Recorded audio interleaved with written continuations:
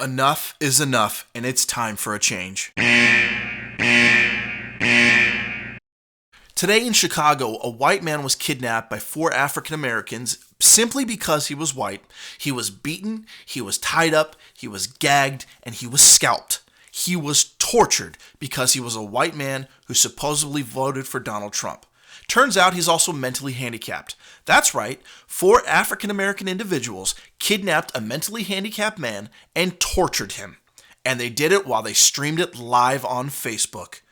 Now, I don't care what your political beliefs are. I don't care who you voted for. This is evil. Now, I'm sure some social justice warriors out there are going to try to excuse the behavior of these individuals. They're going to try and say things like, well, they're black. They can't be racist against white people because racism is actually about power. Wrong.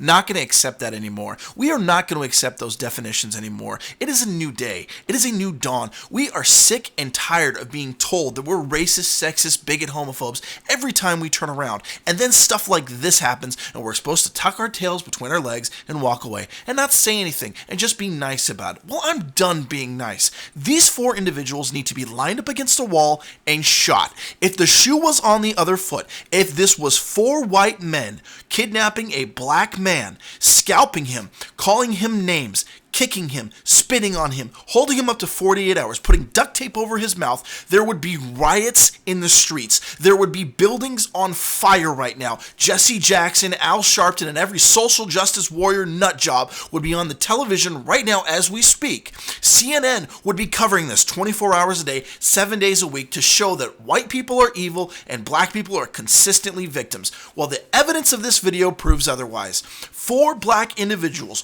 chose to kidnap a mentally handicapped individual and torture him.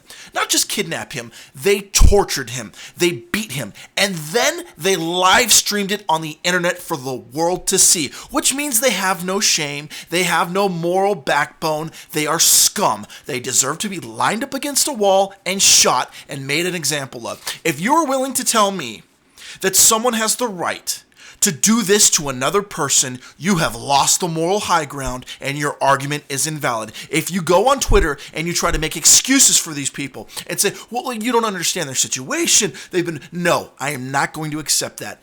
This is a hate crime, pure and simple. And if you cannot accept that fact, you are an idiot. Period. And where the hell is President Obama in all of this? You think he'll mention this in a press conference tonight? You think he'll tweet about it?